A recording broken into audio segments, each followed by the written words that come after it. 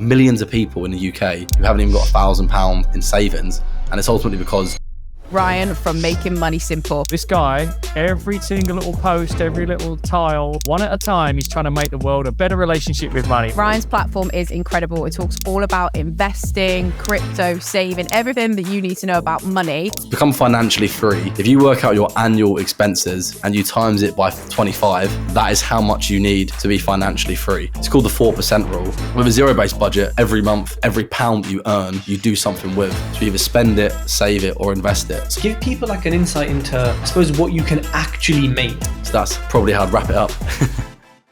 Ryan, Making Money Simple. Welcome to the TED Talks podcast. Thank you very much for having me on, mate. Looking forward to speaking for the next hour or so. No, definitely. And, personal finance is something that I think a lot of people talk about, at least in the kind of circles that we're in. A lot of entrepreneurs talk about it. A lot of people, a lot of memes, a lot of stuff you see online is like about personal finance and, how to budget and credit cards, that they're good for you, they're bad for you, how to get out of debt. There's so many things we can talk about in personal finance. And what I really liked about your page is that it's just, and I suppose this makes sense, it is simple. It's just made simple enough that a business person who's got experience doesn't feel like they're being babied, but it also is simple enough that someone who has no clue what they're doing can say, this makes logical sense. I think I can follow this. I think I can do this. And I think I'll be okay. So I'm really looking forward to simplifying money further with you and talking about various different topics, including, your Instagram and your social media, which in of itself is an arm of your business or is your business, I suppose. And essentially, a lot of people don't think about that, like brand equals business and kind of like chicken and egg, I suppose. So before we get into that, what got you started with investing? Because most people don't save, and then some people save, and then very few people invest. So how did you know, what got you into it at first? Yeah, so I originally accidentally got started. I did a placement year in between my second and third year of university and was auto-enrolled into a pension. So technically, it was about August 2017 where I accidentally became an investor. Obviously, most adults in the country that are working for an employer will have a pension, and that makes you an investor. But it's alarming how many people don't actually know that. So we can come on to that as well later. But then it was really during that year, actually, when I was working, I started reading I was studying economics at the time. I was quite interested in money and sort of personal finance and investing already, but I didn't really know too much about it. So the first book I read, pretty classic and stereotypical, but it was Rich Dad, Poor Dad. I think it must have been, either like late 2017 or maybe early 2018. And it was actually in the summer of 2018, I think it was August 2018, where I actually opened up a stocks and shares ISA, made my first investment after saving up a little bit of money from working for that year. So it was probably just for reading that book. And I sort of went down a rabbit hole of reading loads of different personal finance and investing books. It was probably August 2018 where I became an actual proper investor, like actually meant to invest, although I had been investing for a year just through my workplace pension. And how old were you at that time? 20.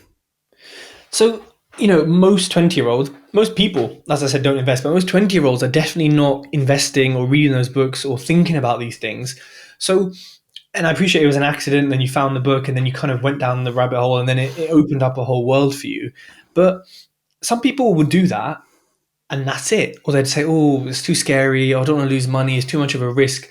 What is it about you or your upbringing, family, whatever it is, that you then said, yeah, cool, I'm gonna do this, like, go for it? To be honest with you, it was that year working, and it wasn't that bad. Like, it was quite social working in London and stuff, but I was thinking I don't want to be working in the city, commuting for the next 45 years. And this whole idea of financial freedom, escaping the rat race, all of that appealed to me, which is why then investing appealed to me. Primarily the books I read were about investing in the stock market, because that's much more accessible. But then even like investing in the property market, whatever it sort of is, you can obviously generate monthly income. You can hopefully get capital gains over time. So it was the whole idea of didn't want to be doing this for 45 years, and investing was almost a way to, even if it was like 10 years, 20 years, bring that forward slightly so you can be financially free essentially. And, at that point, you're making income from were you making income from your job? Yeah. So you're making income from your job, you're saving a portion, investing a portion, spending it. I know on your Instagram you track your monthly kind of expenditure on stuff, which is awesome.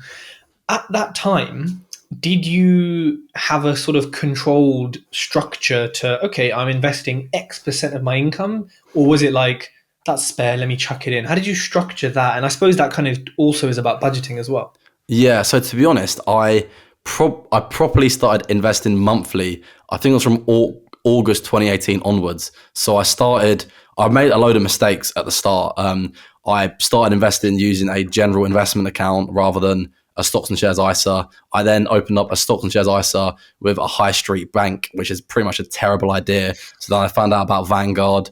I first of all started investing into individual stocks. Then I also realized that is usually a terrible idea. So I then went to index funds. So sort of slowly, I don't know what time period it was over, but I made quite a few mistakes early on, paying high fees, not using an ISA, all of that sort of stuff. But then it was probably after a few months, I then sort of got to the Vanguard being my platform, stocks and shares ISA being my account, and then a global index fund called the FTSE Global All Cap being my main investment. And I've literally now followed that approach for nearly 5 years, been doing the same thing every single month. But initially at the start, it was £100 a month because that's the minimum you need on Vanguard. So I was putting in £100 a month into the FTSE Global All Cap. And it was mainly just coming sort of from my savings, because when I went back to uni for the final year, I did have a part-time job for a bit, but only for maybe like one semester out of the 2 semesters. So I was sort of using the money I was earning just like live and have fun. And it was more my sort of placement year savings where I was drip feeding sort of £100 in a month. So over the course of that year, it would have been about £1,200. And then I then went back on a grad scheme after I finished university. And that was probably when I properly started budgeting and allocating money to different things, as you alluded to. And, a lot of people will say, oh, well, hold on a minute. If I invest, then there's a risk, which, yeah, of course, that's a fact. We can't avoid that. If I invest, it's, a lot of people just have excuses, or they have, a lack of knowledge. And they say, but I'm saving. That's fine. So what is the difference for people who aren't aware? And I suppose inflation and maths also comes into this, between saving. So for people listening, saving is just £100 a month, kept in an account, kept under your bed, end of.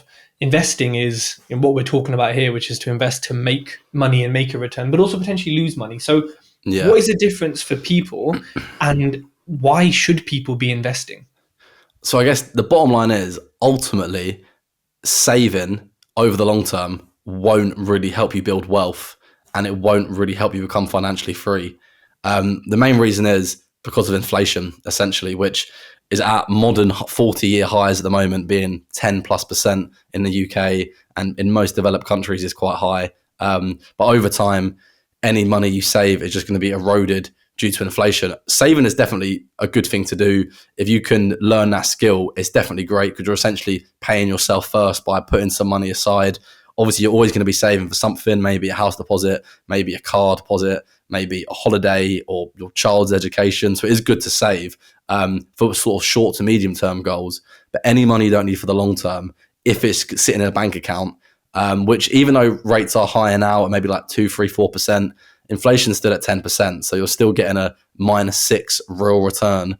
And that is ultimately why you need to be investing, because investing won't necessarily always beat inflation. As you say, you may lose money, but over the long term, if you look at sort of the broad stock market or even the broad property market, specific houses or specific stocks may fail. But if you look at sort of the broad markets, they generally go up over time. So they make capital gains whilst also usually paying income, being dividends. So you can almost get the best of both worlds. And that's how essentially investing beats saving. I mean, if you look at the S&P 500, I can't remember off the top of my head, but I think the dividend yield on that is about 1.5%, 2%. So even if you put money in that and it doesn't grow, you're still technically getting to almost 2% interest on your money, which is, people don't really look at it that way. And you're getting 3% in the bank, but that's got literally no chance of growing. Whereas with S&P 500, you're getting that, and hopefully on average, it will grow, maybe 7, 8% per year over the long term. So that's probably the main difference. Saving is very difficult to build wealth. And if you speak to, I'm pretty sure, any millionaire, any entrepreneur, anyone that's successful, they took a risk and invested, whether it was into their business, into property, into the stock market, into a combination of those things. So that's probably how I'd wrap it up. Yeah, no, you're 100% spot on there. Like, people don't realize that inflation is real, but they talk about it. They say, oh, like, I've ordered, I went to Tesco's and ordered, and I got less stuff than I usually did, but I paid the same price, or I paid more, or this packet's smaller, but it's the same price, or it costs more. Yeah. Like, why is my property refurb costing 10, 20% more? Like, inflation is very discussed, and it's very, like, spoken about in normal conversation, but people don't realize that therefore is wearing away your money and its value. So it definitely makes sense to invest.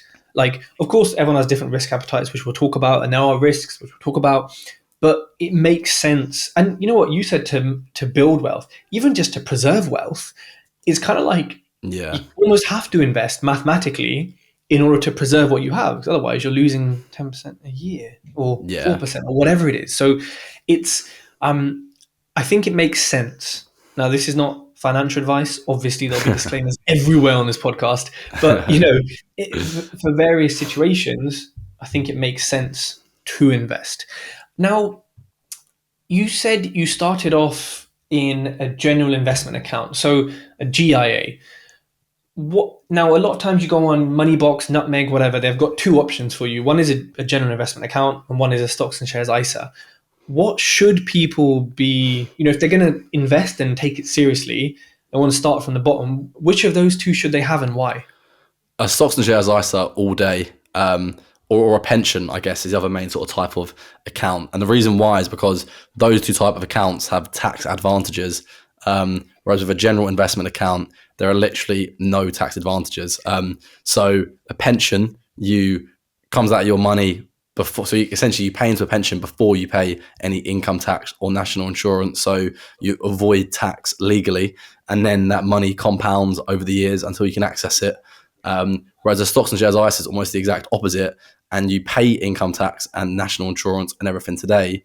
But then once the money's inside of a stocks and shares ISA, it will then compound over the years, completely tax-free. So no capital gains tax, no dividend tax, no bond interest tax to pay on anything like that. So the tax advantages really of those two type of accounts are massive, and it just essentially reduces your tax bill over the long term when you're investing. On the other hand, a general investment account, before you put money into an account, you're going to get taxed. If you sell, and there are some sort of allowances. So there's a capital gains tax allowance, which is currently £6,000 a year. There's the dividend allowance, which is £1,000 a year. Both of those have been cut in half recently and are going to get cut in half again. So the allowance is almost non-existent from next year, where I think that'll be £3,000 and £500. So a GIA, you will probably, almost certainly, if you're investing for years and decades, will be paying a lot of dividend tax and probably some capital gains tax as you maybe sell some of your positions down to live off that money. Which is why, you should definitely use up the £20,000 stocks and shares ISA allowance. It's almost a no-brainer. And then we also get a pension allowance, which is now £60,000. So if you can contribute to your workplace pension, you get an employer match, definitely take advantage of that. If you can maybe open a SIP and put some money in that, I'd say take advantage of that, all before a general investment account. There are some situations where a GIA can be useful. And I think one of the few ways is if you're a very high income earner at a young age and you want to retire early. So you essentially want to live off your money way before retirement age when you can access your pension. That is probably where it would make sense to use your £20,000 ISA allowance and then maybe use a GIA rather than a pension. But even with that, with a pension, if you're a high income earner, you're going to get 45% tax relief. The advantages are just huge. So for 99% of people, it makes sense just to use your stocks and shares ISA and or a pension before ever thinking about a general investment account, because ultimately the tax advantages are just so much better. Yeah, that makes sense. I think I was the same as you. I started out with a GIA and I was like, hold on a minute. Even if I'm making a small amount of money a year, I'm going to make an even smaller amount of money after they've taxed me. And it's like you said, it was just, it didn't make any sense. And the stocks and shares ISA just did. And a lot of people have a preconception about ISAs, maybe because of there's certain types of ISAs where the money's locked away for 5 years, you can't access it. Generally speaking, are stocks and shares, ISAs, accessible at any time pending you liquidating, or are they usually locked in for long periods? They're completely accessible. And I think this is a misconception that comes from our parents, because I know that my dad would use ISAs when we were younger, but it was essentially cash ISAs when the rates were half decent before like the 2008 financial crash and money became really cheap and there was no interest on anything. So when old generations talk about ISAs, it's normally cash ISAs when you can get a decent rate. As you mentioned, that's one of the 4 types of ISAs. But with a cash ISA, you generally lock up your money for between 1 to 5 years and you get a fixed rate of interest. So I actually looked at this recently, and I think a 1 year fix at the moment, you get about 4% or 4.2%. And I think a 5 year fix, you get about 4%. So both of those are once again massively below inflation. So even though 4% sounds good, and it's much better than interest rates have been over the last 15 years probably, at 10, 11% inflation, you're still losing money at quite a rapid rate in real terms.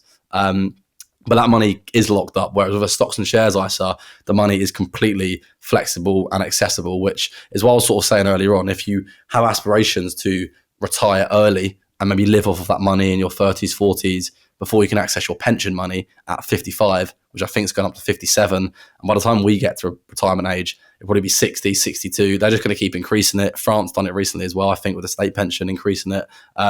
So it might be 65 by the time we get there. So you want to live off of your money in your 30s, 40s, 50s. A stock and shares ISA just makes sense because it's flexible, it's tax-free withdrawals. It's a massive £20,000 yearly annual allowance you can use for an ISA. So unless you're earning 6 figures plus, which that's 0.1% of people, it's going to be very, very hard to actually use that allowance, which is almost a good thing because we get so much of it. So you might as well try and maximize as much as you can. But yeah, the money isn't locked up and you can withdraw it penalty free whenever you like. Awesome. And, when we talk about investing, there are risks, capital is at risk, et cetera, et cetera. In crypto, I think has shown us that investing, can have big risks. It is advertised all over it, but it's not as advertised as, the shiny stuff or, making 200% gains overnight and stuff like that. But when it comes to non-crypto investing, for now, because the market's quiet, there's no buzz. So, we won't get any more listens by talking about crypto. So we'll keep out the headline. When it comes to normal investing, stocks, shares, trackers, anything, what are the risks that people need to be aware of? And also, as well as risks, what are the things that maybe aren't risks, but people just need to be aware of, like the fact that markets move up and down? Yeah, so I think that's probably honestly the main one. The fact is, when your money is invested, particularly when you first start investing, you're going to literally you're going to be tempted to check it every day, almost every few hours, because it's exciting. Your money's making money, then it's losing money, and it is a roller coaster in the short term. If you look at even, we can talk about like an index fund like the S&P 500, which is the largest 500 US companies. Even in the short term, it can be up and down like a yo-yo. You're making money, losing money, and often when there's really good days or bad days, it'll be on the news. You'll get YouTube videos recommending it, maybe a TikTok. So you sort of get sucked into this sort of roller coaster of emotions. But it's when you actually zoom out and you sort of look over the long term, you can see that all these sort of short term fluctuations are almost just like vertically up over the long term. I say the main risk is, and this is obviously something that I done. So I used to, when I first started invested into individual stocks, and individual stocks generally are quite risky to invest into. The main reason being is that most companies go bankrupt. Even the largest companies, when we were growing up, like Blockbusters, Woolworths, loads of companies have gone bankrupt, or they start performing poorly, or they essentially, I guess, almost can't grow anymore. So that's when they start paying dividends and become more of a stable sort of company. Everyone wants to invest into these high growth, like Tesla and almost like the Bitcoin of the stock market. And that's when it is risky because there can be massive fluctuations. And ultimately with investing, there are disclaimers because you can lose money, and you shouldn't be putting all of your money into one stock because that's just risky. The approach that I like to go down, as you mentioned a second ago, is to use trackers. So I personally use a global tracker, which tracks thousands of stocks in the global stock market, but you have US trackers, UK trackers, and they essentially track a basket of companies. So as companies succeed and fail over time, more companies going to come into the tracker, and it's very, very unlikely you will lose money. I think the S&P 500 has never lost money over a 20-year period. And if you're investing constantly, all the way on the way down, all the way on the way up, which is why I like automatic investing, and that's what I'm doing every month for the last 5 years, investing on the same day every single month. Even if the market is sort of flat, as you invest on the ups and downs, you'll still should hopefully make money over the long term. But yeah, I think it's just the whole sort of emotional side of it, fear and greed, which drives the stock market. People want to be checking their app or portfolio constantly, and it's just not good for your stress levels or like mental state. And that's not really what you want to be doing when you want to be investing. You want to be putting aside simply a portion you can afford each month and leave it there for the long term. And I think that's the key difference between, say, investing and trading. Trading, yeah, you're going to look at the screen, you're going to be in it, you're probably going to have a lot more emotion on a kind of daily basis, weekly basis, depending on how you're doing it. But investing is like, it's investing. It's the definition of the word. Investing doesn't necessarily mean for the long term, but in this case, it is for the long term, because, to invest in a tracker, invest in stocks and shares, and to think, all right, in 3 weeks, I'm going to double it and pull it out. It's not going to happen. And it won't end well if you think like that. If it doesn't, and then you follow TikToks and you're investing in some random thing, and then you're like, oh, so I didn't double it, I lost more than And so, like, I think people need to look at it sensibly and look at like your page and look at realistically, what are people making, right? Like, what is the percentage gain? So if you're making 10% a year annually, but I'm getting promised 30% here, 40% here, check this new company out, go on the AIM market and invest in this oil miner, and that is promising 40-50%. We just got to think, okay, so everyone here who looks quite sensible is doing 10% a year, whatever, and I'm getting 30.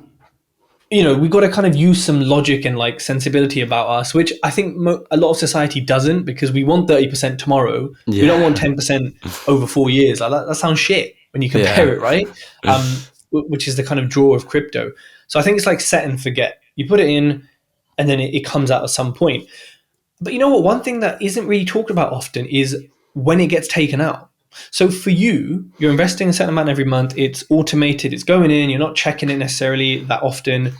So when is your time frame? Like, when are you going to, ignoring stocks that pay dividends, and we can talk about that, but your amount is, whatever X, what percentage, what time frame do you take it out, if you take it out, and then what do you do with it? Very good question. And to be honest with you, I'm still quite young, so I get this question the odd time on Instagram from maybe someone that's older, and I'm like, what's your plan? And I'm sort of always a bit like, oh, and I will live off the money eventually, but I'm not sure how much I need or how old I'll be. But essentially the theory is that to become financially free, if you work out your annual expenses and you times it by 25, that is how much you need to be financially free. Because you can then draw down, it's called the 4% rule, and you can draw down 4% from that money and theoretically never run out of money, because on average, the stock market grows about 7 to 8% per year. So you draw down 4% per year. Of course, the stock market returns aren't linear. There will be a 30% crash, then a 50% boom, like that there always is. So there is some sort of tinkering you can do where maybe on sort of good years, you still want to take out 4%. So then on bad years, you take out maybe a bit less. But that's sort of the theory to become financially free. Work out your annual expenses, which is why if you can be frugal and you don't really care for materialistic things, you can honestly take like a decade or two off of your financial freedom age number. If you want like a mansion and like a flash BMW and all these designer clothes, that's what goes into your annual expenses, you potentially might be working another 10 or 20 years. So you got to think, is it really worth it? Like a bigger house of 3 bedrooms, 5 bedrooms, a flasher car, still going to get from A to B. You can cut those expenses. You can maybe stop working when you're like 35 rather than working until you're 55. But that's sort of the theory behind it. So for me personally, I'm very much in the wealth accumulation sort of phase. So trying to increase my income, invest as much as possible each month. But I think ideally, if I can maybe start living off that money sort of in my 40s, that'd be ideal. So I could potentially then maybe not have to work in a corporate job, take a more enjoyable part-time job, maybe live off my stocks and shares ISA. And then when I get to my sort of pension age, then maybe live off my pension. And as I said, not thought too much about it at the moment. At the moment, I'm trying to invest as much as possible. But yeah, something like that for me personally. But hopefully, that sort of like maths theory a second ago can help people sort of work out their annual expenses, times it by 25, and think about how much they'll actually need to then sort of get to the financial freedom number. Yeah, no, it makes sense. I think it's definitely useful to know that formula, because then people can apply it to their situation and what stage they're in and how much they need, because it'll vary for everyone, right? So Yeah. that's definitely good to know. Now, I saw a video, I think you might have posted it today or quite recently, about the best platforms to Yeah. use to invest in, the best platforms to have ISAs with. For you, what are your top 3 platforms that people should use? So I'd say Vanguard or Trading 212, essentially. Those two. Okay, Um, why either one? so first of all, platforms I've both got accounts with and have done for years, so I sort of know how they work. There are always new platforms popping up. There's a new one at the moment called Invest Engine, which sort of went a bit mad on YouTube last year because they're almost Vanguard 2.0. They're offering ETFs. They're offering lower fees than Vanguard. But then it's like a new company that are massively loss making. They have massive affiliate schemes, which is why obviously influencers want to promote them to make sort of themselves some money, which is fair enough. So I've heard a lot about them, although I've still never used them. But for me, Vanguard and Trading 212 are both low fee. I think if you want to invest into index funds monthly, Vanguard's the way to go. If you want to invest into individual stocks or ETFs, then Trading 212 is the way to go. And in that video, I sort of go through 7 different categories to assess 4 different platforms. So I also assess Hargreaves Lansdown and Free Trade. But essentially, those 2 platforms, Vanguard and Trading 212, just win in those categories. So they're both very low fee. Vanguard is 0.15% platform free. Trading 212 0% platform fee. They both have a good range. Well, I guess they both offer stocks and shares ISAs. So that's probably the main account that you want. In terms of actually product offering, Vanguard, is the more index fund sort of set and forget approach. And they have a load of life strategy funds, target date retirement funds, global funds, US funds. If that doesn't make sort of sense to people, if you just literally go on YouTube and type in life strategy fund, Vanguard explained, there'll be probably a 5-10 minute video, maybe from myself explaining what it is. So you can find that information out quite easily. Trading 212 have thousands of different stocks and ETFs. So maybe you want to go down that route, you have that. So yeah, I sort of go into a lot of detail in the video across those 7 categories. But I would say they're probably the 2 best platforms for me. And there are always new ones coming on the market, and each platform has got like a slight different USP, and they try to do things slightly differently. Like Free Trade have a SIP, Hargreaves Lansdown have a lifetime ISA. They're all slightly different but for me personally, Vanguard or Trading 212 is the direction I always send people in. Fine. No, I think that makes sense. I think Vanguard is like the longest standing class. Everyone kind of knows it. It's just like the one that's been there from kind of day one. So, it kind of makes sense. Big name, big reputation, things like that. And then Trading 212, I'm sure it's been around for a while as well. I'm sure I heard it a long time ago. I tend to use Moneybox, Money Farm, Nutmeg, and Free Trade. I think the ones I use. Okay, that's interesting actually, because you use more of the robo advisors then. I don't really I touched on that briefly right at the end of the video. I'd be interested to hear more about why you use those personally, because I think they can work for people. But I also, go on. Yeah, why do you use them? I think that's probably the main reason, because with Nutmeg, Money Farm, with Nutmeg and Money Farm, it's set and forget. It's here's my risk profile, do what you want, move it as you want. I don't care. I like AI algorithms. I know humans are cool, but I'm happy with the algo to just take my money and do its thing. And Nutmeg is, outperforms everything. My pension outperforms everything, but my stocks and shares ISA with them is just doing really well. And I've done nothing. And I check it when I'm like, oh yeah, got money there, haven't I? Or like, oh, ISA deadline. So it's a proper set and forget. And Moneybox was set and forget, but then recently I think they changed it and allowed you to invest in, or you can pick trackers. So I picked like there's like a health and aging one. There's like a biotech. I've put some in silver and gold. So I've kind of picked trackers or ETFs in there, not individual stocks. And then some of it I think is some of it robo traded. I can't remember. But then free trade, yeah, is me. And free trade's Yeah. doing fairly well. I've just picked based on that. The app is gorgeous, works really well, really cool UI.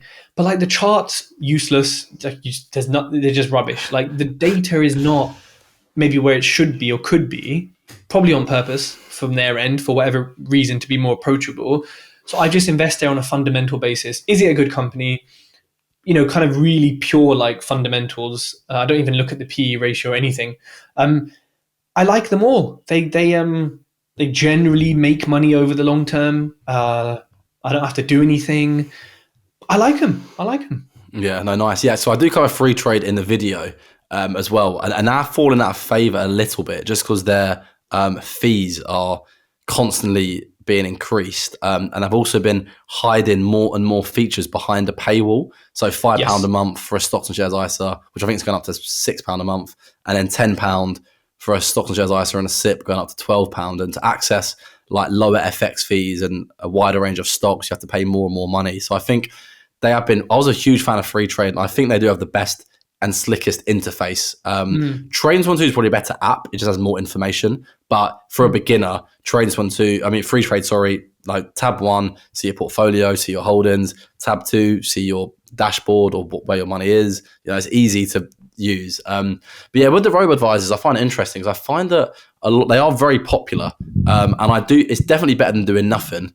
And it is easy because you essentially answer a few sort of risk tolerancy questions, works out how cautious or adventurous you are, and then it puts your money into things based on that. But what you might find is the things we're actually investing into are probably just trackers. So when you say Nutmeg's doing well, they're probably just investing heavily into maybe a US tracker, and the US has done well over the last sort of 5, 10, 15 years, which is why it's making a load of money. But robo-advisors is definitely better than nothing, but usually they do charge slightly higher fees than platforms that are more autonomous, like Vanguard or Trading212, because you have to make more of your own decisions. But yeah, no, that's just interesting because I know I've got mates as well that use those just because they prefer it. I always say Vanguard and Trading212, not the robo-advisors, but I thought it'd be interesting to chat about that briefly. Yeah, no, definitely. I mean, it's something I'll look into. The reason I've never gone with Vanguard is when I first discovered them, and with Hargreaves, it just seemed quite old school and a bit, they are a bit old Windows school. 98, right? Yeah, Vanguard's very old school. It's got they have been improving the website actually and sort of making it a bit nicer, but there's still no app. And I know people our age want an app generally. Hargreaves Lansdown do have an app for them, really. Yeah, in the US they have an app, but not in the UK. And in Hargreaves Lansdown there is an app, but it's pretty terrible. So it's probably not worth using. I've got accounts of both of them still. But yeah, it is That's interesting. why I avoided it. Like, if you've got a good app, a good UI, you got me. Like, I need it to be pretty, I need it to be functional. If you're old school, I'll pay a little bit more in fees just for a better experience. Like, I'm just new school. I just can't deal with this old stuff. It just annoys me. Okay, so if we take a step back and we think of maybe someone who hasn't invested before. They maybe have saved a little bit and they're kind of making their first steps to investing. Now we've covered quite a few different things there, but budgeting. Is budgeting essential? And how and why should people budget if you think it is essential? So I would say it is essential, but it doesn't have to be hard. I think people view budgeting as you get 100% of your money. You have to put 10% into your petrol and 20% into your rent. And there are budgeting methods. There's one called the 50, 30, 20, where you put 50% into your needs, 30% into your wants, all that sort of stuff. 20, you split it all up based on certain percentages and categories. I personally, I'm not a fan of that and have never done that just because I find it too restricting. I might go on 2 nights out this week, so I spend a load of money, and then next week I don't go on any nights out, but I've had 2 takeaways. And then the following week, I don't know, gone to the F1, went to the F1 in Melbourne a few weeks ago. So then I've now spent a lot of money at that. And I find if you box things up into these categories, it's a bit too restricting. So I essentially have this thing. I've made YouTube videos on it, but I call it the fun money calculation. And you essentially work out each month how much fun money you have to spend, and you can just spend that on simply whatever you want. So it's really simple, and it literally takes like a minute to set up, but you essentially put in your net income that you're going to get from your job each month. So just say £2,000. You then minus all of your like necessary fixed expenses and variable expenses that you have to pay. So that might be rent. I don't know. You might have Netflix. You might have gym. Variable expenses. You're gonna have bills. You're gonna have food. Maybe if you play football once or twice a week, you might have that as an expense. So you essentially track all your expenses that you know are going to come out for a fact. You then also minus all of the money you want to save and invest. So it might be £100 holiday fund, £100 Vanguard stocks and shares ISA. And then what you then get to, and what you probably find is your expenses are almost going to be the same every single month. So for me, I'd have my income, then I'd have rent, then I'd have gym, then I'd have Spotify, Netflix, then I'd have food, bills, and then Vanguard stocks and shares ISA, a bit into crypto, and maybe a bit saving towards sort of my holiday fund. And then you're left with a number, and whatever that money is essentially your disposable income that you can spend on whatever you want. So you're not got to categorize that into like eating out and nights out and sport and gigs and concerts. You can just spend that money simply on what you want. You can buy clothes. You can, if you have money left over, you can invest more. And this is why I then sort of turn it into a zero-based budget. With a zero-based budget, every month, every pound that you earn, you do something with. So you either spend it, save it, or invest it. So what I'll do is I'll have my sort of fun money, and then I'll use that. And if I have anything left over, then I might invest that last 50 quid. I might maybe buy myself something, put it away. So that's sort of how I go about it. I work out, and as I said, because all those sort of the calculations literally the exact same every month, pretty much. It's very rare it changes. So I almost know how much I'm going to get and how much sort of fun money I have to spend.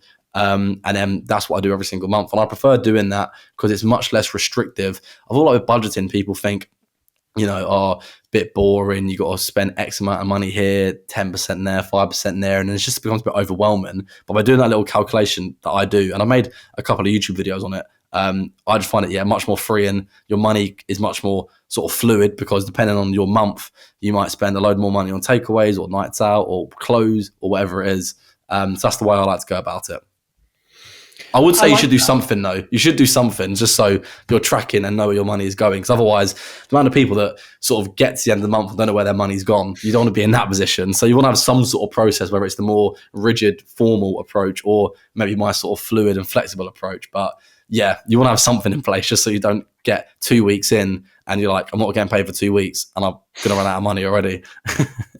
I've worked with so many people like that. Yeah, it makes so much. Like I said, it's a zero kind of budget. It's like it needs to get to zero. It needs to be invested or spent because it's kind of, you've got two chances to invest there. You've got I must invest this every month. And then you've got, if anything's left, okay, we can invest it again. So I like that it gives you two chances to do that. Some people obviously may spend it all, whatever, that's fine. That's how it works. Some people may need a stricter approach because if you give them X amount a month, it's all going on, stuff. That's a good point. But I like the way that's done. I think especially like you are, when you're in control of your money, that fluid approach works really well. But I agree, we need something. Even if you have your own business and you're, paying yourself salary, taking money out, you should still budget because, it's like what is measured can be improved. And so you might think that you're spending X on Nando's every month when actually it's Y. And you're like, maybe I should just bring that back a bit. Or, I think it's really helpful to make things more efficient. And like you said, it doesn't have to be that difficult. And it doesn't have to be on Excel. There's also apps and like things that read your bank accounts and can kind of almost do it for you. Am I right? Yeah, there are. So I actually personally do just prefer to use a Google Sheet just because it's a bit more old school, but it's just sort of I can adapt it and make it how I want it to look. But there are a lot of apps out there. There's one called Emma. There's one I think called Money Dashboard. But essentially you give them access to your banking and they can see where your money is being spent and essentially help you budget from month to month. I sort of like what you said though. Essentially, there's a good quote. It's something along the lines of like what gets tracked, gets measured or something like that. And essentially, even if you only do it for a few months, it's still worth just tracking your expenses, your saving, your investing, your spending, just because then you actually know where your money is going. And I think a good exercise, and I've done a podcast episode with a lady called Kate, I think it was end of last year, maybe start of this year. And she says that when people are, so just say you're really struggling, you can't get the grips of your money, the best thing to do is literally print out your bank statements, right? Maybe for the last month or 3 months, bit old school, but print them out and literally get 3 different highlighters, and you essentially go through what are your actual needs, what you need to spend money on, and then what are your sort of like wants that you're almost like probably not necessarily wasting, but too many takeaways, too many drinks, too many clothes. And what you'll probably find is if you add up the numbers, if you're getting to the point you're running out of money, you're probably simply spending too much money on things that you want rather than things that you need. And that, yeah, it's that sort of like, I mean, it's a whole sort of different topic of like impulse buying and fast fashion and trying to have like the coolest social media trend or clothes, whatever. But yeah, it's that. So you almost do that old school method. You can see where your money is going very clearly, and then hopefully that will then inspire you to take action rather than just, you know, being sort of on the breadline for the last few days of every pay month because you're running out of money. Stressful. That's stressful. Yeah. You know, it's interesting because you read Rich Dad Poor Dad. Now, everyone I speak to, because I'm a property developer, I used to do property podcasts. Everyone I speak to has read the book. I've never read it. I refuse. I'm going to die without reading it because you've read so many books around it. You're like, I don't need to read it now. It's kind of past that point. Yeah. I think it's definitely more of a beginner. It's probably a good like first book or maybe first few books to read, but a lot of the principles are generally quite basic. Pay yourself first, buy assets, not liabilities. And most other personal finance books almost have some Rich Dad Poor Dad principles in them, just worded in a different way.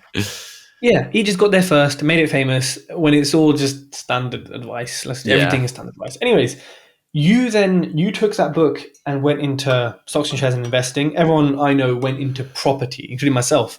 I didn't read the book, but I went into property. Now, and I had this decision, like that you maybe had, where I read various things and was like, okay, I'm getting stocks and shares now, which is probably my preferred because it's more passive than property. But I looked at it and said, okay, if I've got 10 grand in the bank account, I can only put 10 grand into the stocks and shares unless I'm spread betting, where there's leverage, things like that. I can only put 10K in and I'll make 8 to 20% a year if I'm lucky. I think I get £10 every quarter in dividends from my free trade stocks. And I really haven't got that much money in them, which is quite promising. But I'd get, I don't know, 30, 40 quid in dividends every quarter with that kind of money. And I thought, yeah, this ain't going to give me financial freedom now. It might in X many years, but like you, I've got to keep working. I looked at property and said, if I've got 10 grand, I've actually then got 40 grand because I can borrow 75% and that's the 25%. And I thought, this leverage, and also it's against an asset, so it's safer and, bricks and mortar and things like that. And I thought, yeah, this just makes sense because I can make my money be 4x itself in value and lots of other things. So what made you look at stocks and shares because it will take longer. Well, unless you have $500,000 or $1 million ready to put in, it will take longer. Yeah. What made you go that way instead of property development or investing? I think ultimately it's just more accessible. And almost, stocks and shares and then property is almost complete opposite. So as you mentioned with the stock market, if you go to the bank and say, I've got 10 grand, can you give me 30 grand so I can put it in a stock?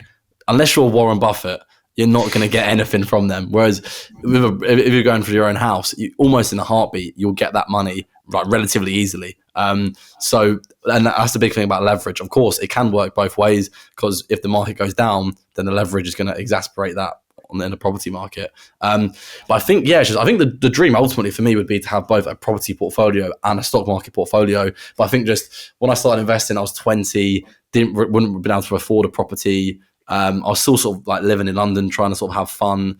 I've not even got my own house yet, to be honest with you. So I sort of thought I'll invest in the stock market, maybe get my own house. And then after that, maybe my 30s, I can start looking to build up a property portfolio. But yeah, I think just also property is just more difficult to get started with. Because I think with the stock market, you literally people will try to overcomplicate it and they'll go down a rabbit hole of trying to optimize everything. But ultimately, if you go on Vanguard Trading 212, you open a stocks and shares ISA, you set up a monthly investment into the S&P 500 or the FTSE Global All Cap, some sort of diversified fund, you've literally done 99%.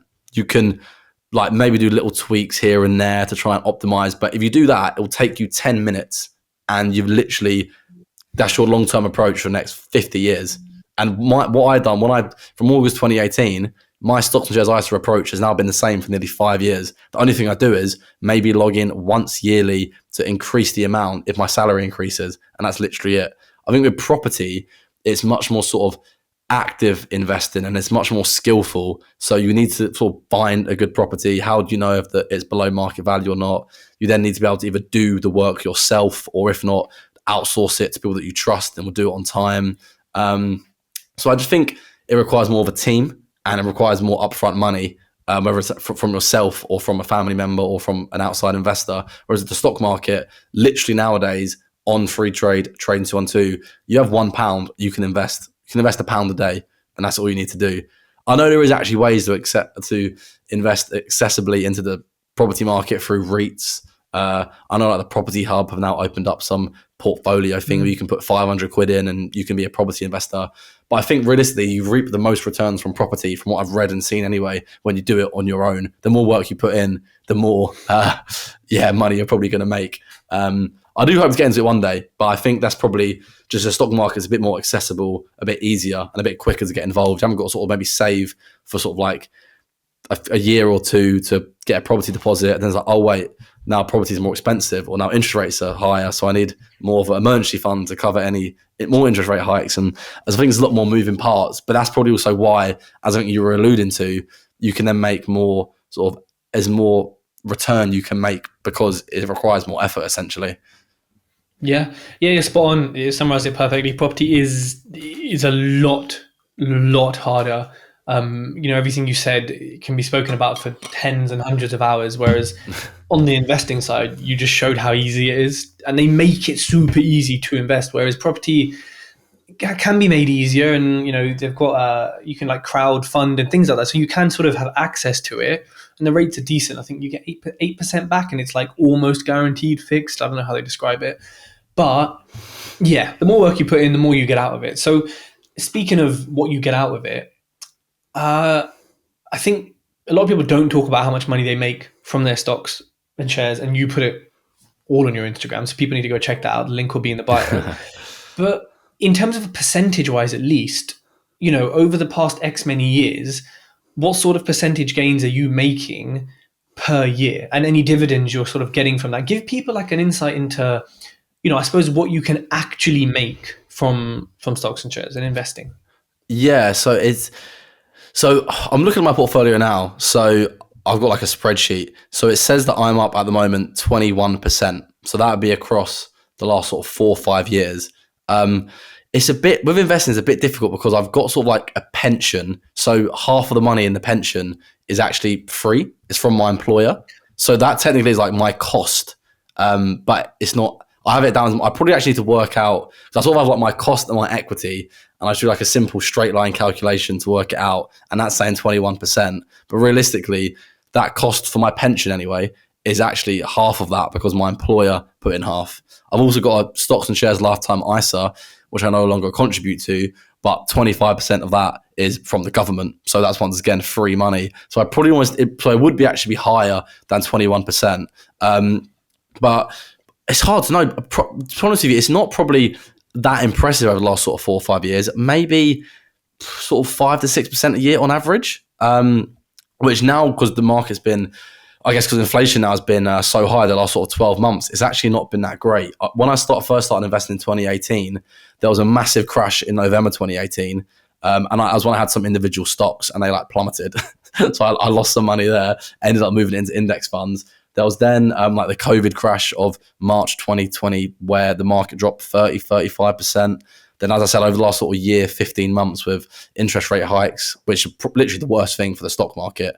I assume it's probably the same for the property market as well, just because they just destroy confidence. Over the last sort of 12 to 15 months, the return's not been good. I actually done a Vanguard portfolio update, which is my stocks and shares ISA and my SIP on my YouTube a couple of weeks ago. And over the last 12 months, I'd actually lost 1.87%. So hopefully that actually gives a realistic view of investing in the stock market. You're not going to make money every single year. But But yeah, over the sort of last 5 years, my spreadsheet shows 21%, but it's with all the free money I sort of talked about, it's probably a bit higher than that.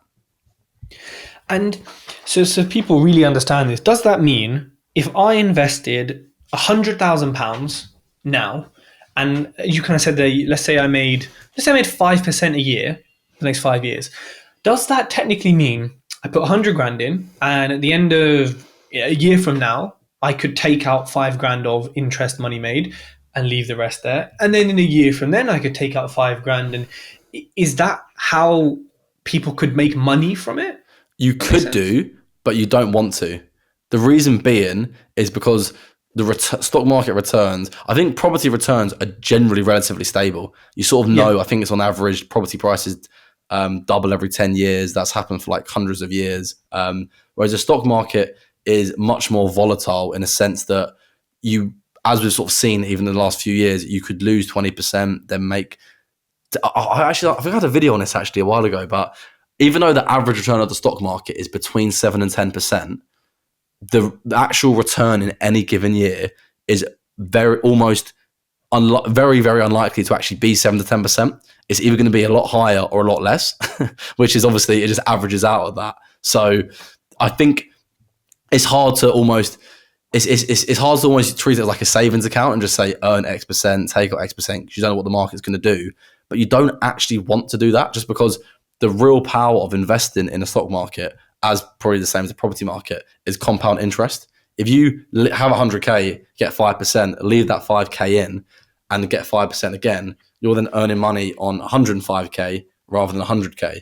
And it's sort of over time, that compound effect. You then get getting dividends, you reinvest the dividends, you're making a gain, you leave the gains in. And that's how, if you look at the graph of sort of Warren Buffett's wealth, obviously he's a bit of an outlier because he's the GOAT. But most of his wealth, I think 99% of his wealth, has come after the age of like 60 or 65, something like that, when he was very old, just because it's almost compound interest, the snowball effect is very, very low. And then as you get older, it just, because you think about it, right? You start investing, maybe after a few years, you have 5 grand invested. Even if you make 10%, even if you make, say, 20% on that, that's only £1,000. It's not really much. But imagine you fast forward 20, 30 years and you have £500,000 invested and you make 10%, all of a sudden that's 50 grand, and that's literally nearly double the UK average salary. So it's sort of a long-term thing where you got to contribute over time, and you sort of reap the benefits the longer you can hold on to it. You obviously don't want to die without using it. So it's one of those sort of middle grounds where you got to build it up and then live off of it and enjoy it. But you got to sort of wait decades, in all honesty, when it comes to the stock market. Yeah, I think that's kind of a bit of a reality check, I think, as well, because, it's nice to see these numbers, 10% every year, 10% a year, but then actually, as you said, the real, gain, the real impact does take decades. It does take a long time, which is why it's important to start early, right? The earlier you start, the sort of longer you have to then generate more money, essentially. So that totally makes sense. Now, just to take a little divergence from investing, because I've written this down and I think it's important to talk about, because credit cards. Now, there's a lot of debt in this world. I mean, the governments have the biggest debt, but no one talks about that, so we'll skip over that. There's a lot of personal debt in this world, and I think a lot of it comes from credit cards, because you get a nice little bit of plastic, and if you've got an Amex, which is so wild to me, you don't even need a PIN half the time. You just use it, or if you do have a credit card with a PIN or whatever, all you do is put it in, and you're like, that's 7,000. Here's my PIN, done. And you're like, that was easy.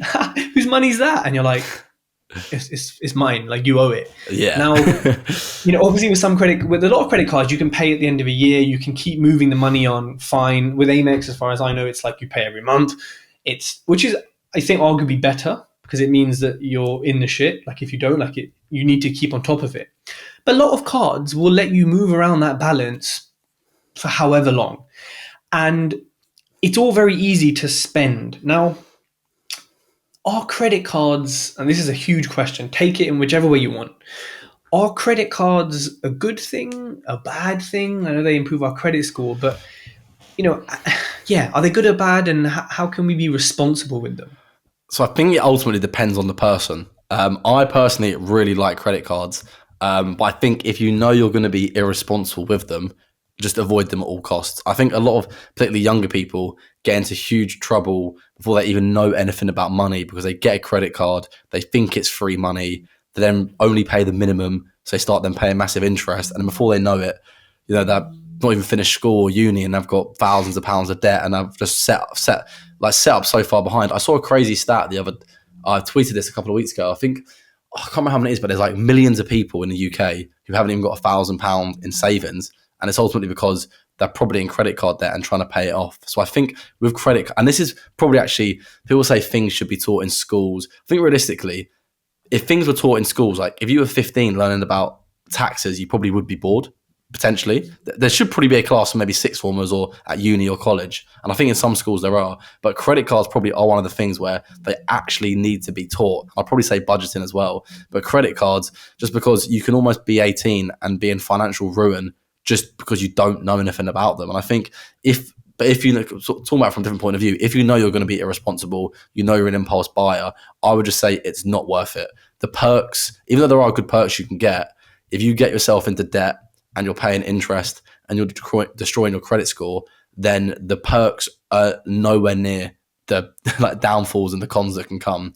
On the other hand, I think if you are sensible, then they are just amazing. You can. I literally have there's loads of cards where you can get like lounge access. So every flight I take, pretty much, I get into the lounge for free, which is just lovely, much more relaxed. You get free food, free drinks. Other ones give you cash back or maybe points. So it's literally normal spending you're going to do anyway. You can get money back. So the sort of 3-step approach that I talk about when it comes to credit cards is if you want to, first of all, get a credit builder card. So some sort of like basic card where maybe you get a bit of cash back or maybe even from your high street bank. You then want to sort of set it up first of all before the card even comes. So it's paid off automatically every single month. It's normally very simple. Funnily enough, when you actually go to set it up, it will only have the minimum amount and you have to then change the option to say in full. But you want to pay off in full from your current account every single month without fail. And then all you then do is, this is what I done when I was at uni and I got my first one. I think it was also when I was 20 years old when I started investing. I just put normal everyday expenses on it, maybe food shopping, maybe petrol if you've got a car.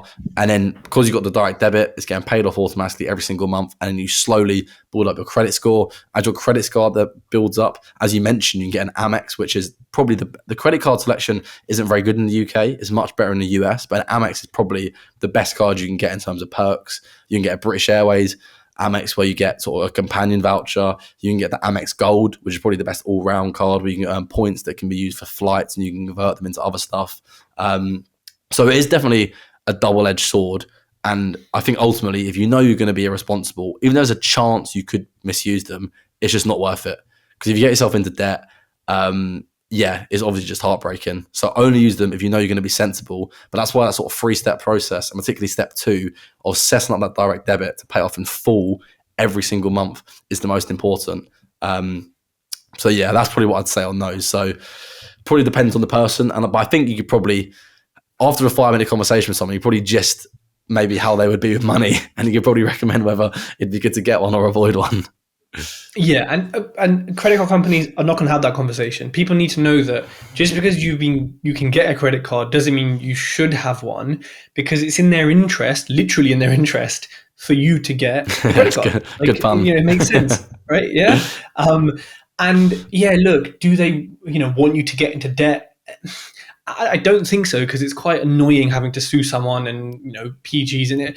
In fact, they probably don't necessarily want you to get into debt. It makes them look bad as well. But all they want you to do is, they want you to just pay them. They don't really care what happens, but they want you to pay the minimum. So you're paying them extortionate interest every single month. And when you first get a credit card, the interest will be 20, 30, 40%. It will be massive because you've not got a credit score. So even if you're putting 50 quid on it a month, the interest is then going to be maybe 15, 20 quid on that 50 quid. And that's then going to be paying almost over the year. Then that is almost how the stock market and the property market compounds positively for you. Credit cards do the exact opposite, and it compounds negatively for you. So that interest will then be earning more interest as the years and months go on. So they want you paying the minimum just so they can charge you extortionate interest and hope you literally never check your credit card balance because they'll keep just ripping you off with the interest.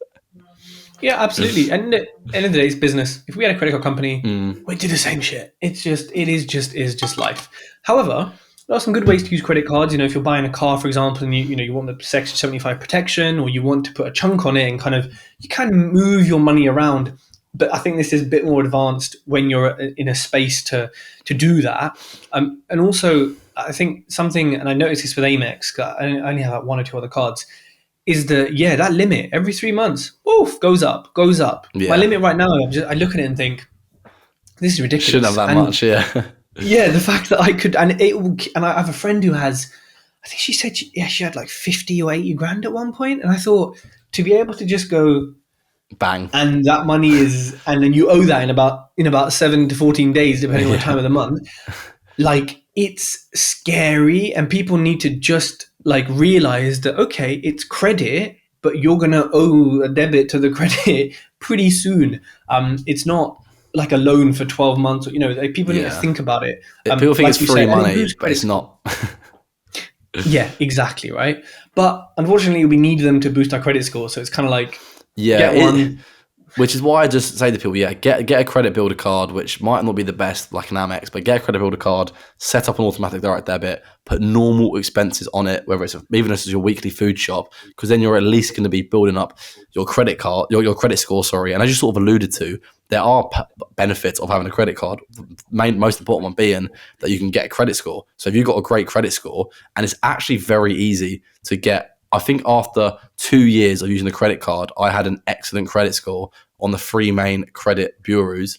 And I was like above average compared to the country, which is mad. If I'm at 22, all I've done is put my food shop at uni on this. And now I've somehow got an amazing credit score. But that now means I can get lower, obviously, rates on property, on cars, on any sort of loan you're taking out. As you mentioned, there's consumer protection. If you're buying things online, buying it with a credit card is much safer. There's also, as we mentioned, sort of perks, rewards, air miles, cashback, whatever it is, just for normal everyday spending. So there are definitely perks, but the ultimate con of owing interest and destroying your credit card score far outweighs all of those if you're not sensible. 100%. And if we kind of move off investing and we talk about your social media, right? Because your Instagram particularly has grown quite quickly. You have a lot of engagement. You have people commenting, and I'm sure they're DMing you, people learning, people showing interest. You wrote a book recently as well, and I know you posted a video on YouTube about the income streams from the social medias. And I know social medias don't pay well at all. Even with 1 million followers, the amount of money that they directly pay you is really not that good. So for you, why? Because you could invest yourself in silence, do your thing, live in Australia with all your big ass spiders and all that, and like be happy in the sun and not talk to anyone. Why did you start this page? Because obviously it's helpful for other people. I know why people follow it and what they get from it, but what do you get from it, I suppose, and why did you start it? I think I should ultimately find it interesting, like investing in personal finance. Even now, I keep up to date with news, keep up to date with new books that are coming out. So I find it interesting, and it's, always sort of have done for years, and that's why I started it originally. And that's sort of why I've been had my Instagram now for over 4 years. And I feel like if I didn't enjoy this, I would have stopped long ago. The first year was a bit hit and miss, but it was sort of really during COVID, a lot more free time, probably like a lot of people. I sort of doubled down on it, and it sort of took off a bit, particularly from March 2020 to maybe August 2021. That was sort of where it peaked in terms of engagement and growth. But even with like lower growth, lower engagement, I still try and post pretty regularly on it. I just find it interesting. You learn about new ideas all the time from it. Through my Instagram was actually where I learned about like a lifetime ISA. I've actually learned quite a bit of property stuff from there, from following property accounts. So even though, and I guess because I've actually now got an account similar, you can almost speak to those people rather than a random person, they might not reply to me. So there's sort of positives from that sense as well. And then I just sort of mentioned, I make some sort of income from it. It's nowhere near as enough to live off of, but I make a few sales on my book, might do the odd brand deal, make YouTube videos. So there are sort of like, I guess, monetary benefits, even though they're not large at the moment, but over the long term, they may be, who knows? But ultimately just because I find it interesting, and I sort of almost, because I'm very transparent with like how much I invest, what I invest into, my spending, and the post sort of can be taken goodly or badly, but they're normally, people appreciate the transparency because it helps them understand what to do. So yeah, getting people to invest is the main sort of aim. So I'll keep trying to do that and keep posting.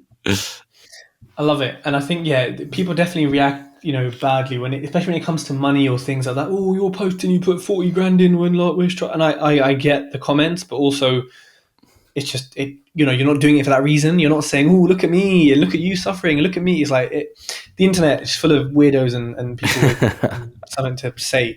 And on that note though, how time consuming is your social media? Because you're on a few different platforms. At the very minimum, you've got the podcasting, your YouTubing, and your Instagramming. This stuff takes equipment, it takes time, it takes editing. Like how much time do you think you're putting in a week or a month into your brand and your social media? It's very time consuming. I'd probably say it's almost like a second full-time job, in all honesty. Like I'll spend most evenings doing it. If I'm not out on the weekend, I'll spend sort of time making YouTube videos, TikToks, podcasts, whatever it is. If I was doing it purely for a sort of, and I actually do work, I didn't actually do one this year, but I done an income video for my 2021 Making Money Simple income. And I think my hourly rate of pay was like 10 or 11 pound in terms of how many hours I'm putting in. So from a financial sort of standpoint, it's not worth it. I could probably make more money from doing other stuff, to be honest with you, or working more hours at work, whatever. But yeah, as I said, I just sort of find it interesting, which is why I carry on doing it. But it is time consuming. I try and outsource some of the YouTube video making and podcast editing and stuff now. So I was doing all of that myself for the first sort of, really for most of it. But now I'm sort of trying to outsource it. But even that is still time consuming, making Instagram posts, making YouTube videos, scripting them, recording them, all that sort of stuff. But yeah, I still enjoy it. So I'll keep it up for now. And I think, this question may not necessarily affect you because you're doing it for a reason that isn't necessarily to make money from. But, personal finance and finance is a very competitive space. It might be one of the most competitive in terms of like the amount of accounts, the amount of stuff that is out there. So, I suppose advice for people who are maybe trying to get into the same space. I think you've covered a few of these, but what do you think it is about your page and your profile that has allowed you to grow the way you have and have the engagement you have? And does it ever kind of deflate you or kind of stop you if you sit and think, flipping heck, I'm one of 300 people posting this topic now. How am I going to compete? Yeah, so I'll say on the first question, it probably, so it started off really as just I would make graphics that broke things down really simply. So I think that's probably why my page first started growing traction, because it was like trying to make money concepts simple. And when I started it, there was literally no UK accounts. It was all just American accounts. So it was almost like a sort of gap in the market. But then over time, it was anonymous at the start and it was pretty sort of like, just graphics. And over time, it's sort of, I put my face more out there and I've also been a lot more transparent. So probably that's now what it's probably sort of resonates with and associated with, particularly people in their 20s who are trying to invest. Comes the second question. Not really. I don't know. I still think the pie is just so big, even if there are hundreds, thousands of creators. There's always your sort of own separate take or opinion on things. And I always say to people anyway, when they ask me, you should just follow other accounts, because just because I'm doing something, it works for me, it doesn't mean it's going to be the best for you. So you should follow other UK content creators, not just stock market, also property, also crypto, also US people, Australia people, just to get like sort of broader understanding, and you can sort of pick and choose who actually resonates with you, because my post might not be for people. So it's one of those things where I think sort of pie is big enough that everyone can still do well. But it does take, as we sort of spoke about, as I'm sure you know as well, a lot of sort of effort and time invested, and often for sort of not much financial reward, which is why you sort of want to enjoy it and actually, be interested in it, because otherwise you're going to give up pretty quickly. Yeah, no, I agree. I think the last point is so important. When people are building their brands and using social media, it's great to do it for business reasons or for income or for this. But actually, if you're not enjoying it, if you're not passionate about it, how are you going to, like, I've put 1,000 posts out on Instagram alone. I think you're not too far off that number. Yeah, I think I'm like 990 something actually. I need to do a special post for my 1,000. I saw that today and was like between us, there's 2,000 posts here. Like, how on earth could we do that if we didn't enjoy it? Like, it would be so painful. It just wouldn't work. So we have to enjoy it, even if it is for another purpose. Because if you don't, then your content's going to be crap. People aren't going to engage with you. People are going to know. When you're not into something, people know straight away. And you clearly are passionate about this, which is part of why people enjoy the content. Speaking about enjoying, do you enjoy your day job? Yes and no. I don't actually, so I sort of work in like finance in the city now in Melbourne. I don't really mind it. What I quite like about sort of day job is it's very social. And I feel like being an entrepreneur and all this stuff is very much glorified, but ultimately it's very lonely. Yeah. Like even doing this whole side hustle, making money simple, is 99% just me editing a YouTube video or looking back through old books and making posts on Instagram or Twitter. It's not, particularly social. It's very much a lonely sort of way to, I guess, work. Whereas with sort of working in the city, people are like generally quite young. People are quite social. You know, you go to the kitchen for a cup of tea, bump into someone you know. It's sort of, in that sense, it's enjoyable. But I think, I don't know, it's a tough one because like the work, you're sort of with loads of people. I feel like ultimately, if I could turn Making Money Simple into like a small company, I would enjoy that more because I'm like helping manage people and maybe having an impact. Whereas where you're running like a firm, is sort of like you're almost like a number, so to speak, which isn't necessarily good or bad things. You're like building your experience, building your skills, building a network, all of that stuff. But as I sort of mentioned right at the start of the video, I don't really want to be in the corporate world for the next 30, 40 years, which hopefully maybe Making Money Simple can get me out of that one day. I think you can. I think there's so many avenues that you can do it. And with your following as well, there's just so many different ways that, you know, in this sector, people are making money from like doing it full time or doing it part time, but still making a significant chunk of money. So I think there's definitely something there. And I think that applies to a lot of people. Like if you have a passion and you're good at it and you're building something and you've built something from it, there will always be a way to monetize it. It may not be what you want to do, that's something else, but there will always be a way to monetize it. So, Ryan, this brings us to the end of the podcast. Thank you so much for sharing all those tips with us. I think this has been a really nice kind of almost a beginner's guide to investing, to budgeting, to being sensible with your money. If people want to get in touch with you, all your links will be in the show notes below. But you published a book, I think was it about a year ago? Yeah, it was about 18 months ago now. And give everyone a quick synopsis. What is in the book? Why should they read it? Yeah, so it's called Stop Waiting, Start Investing. And then the sort of slogan is, I can't remember now. It's like how to build long-term wealth with 10 minutes of work, something like that. The whole idea of the book is that people get so sort of bogged down with like what should you invest in, what platform you should use. And the book essentially is a very simple framework just to get started investing with literally the exact approach that I've used and used for 5 years. The first part of it is just some more basic stuff about like compound interest and automation. The second part goes through the stock market, how it sort of functions with index funds, ETFs, all these different companies. And then the third part is probably the most valuable part, where it goes through the sort of 3-step process that I regularly talk about on my different channels about choosing the platform, choosing an account, choosing an investment. But it goes a lot into the theory of why the approach that I talk about is probably the best approach in my opinion. I mean, if you go DM me, I can send you the link. If you don't like it, I'll literally give you your money back. But hopefully it can actually get people invested. And I do still now make the odd sale when people will say I started investing because of something I wrote or said. So that almost sort of keeps me going even when it's looking bleak. I love it. Awesome. Sounds like a good read, and I'll put the link in the show notes as well. So Ryan, at Making Money Simple, you've got a very good tag there. Like I can imagine that's a very in-demand, popular Instagram name, and you've got it with no underscores, no numbers, nothing. I saw that today and was like, that's a domain name. Yeah. That's like worth keeping. So Ryan, thank you so much for coming on the podcast. And everyone go follow Ryan, check out his tips. And this is not financial advice. I have to end with that. Yeah, thank you for having me on. It's been a good hour and hopefully people have enjoyed it. If anyone has any questions as well, they can DM me on Instagram. I'll try and help them out or point them in the right direction. But no, thanks for having me on, and hope everyone who is listening enjoyed it.